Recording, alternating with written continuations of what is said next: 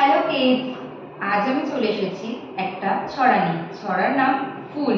আমাদের সকলেরই ফুল ভালো লাগে, তো আমরা ফুল দিয়ে একটা ছড়া শিখবো। কেমন? শুরু করব।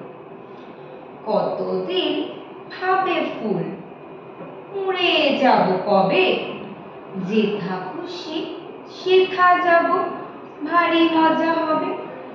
তাই ফুল একদিন মেলি দিল ডানা, প্রজাপতি হলো তারে কে করিবে মানা।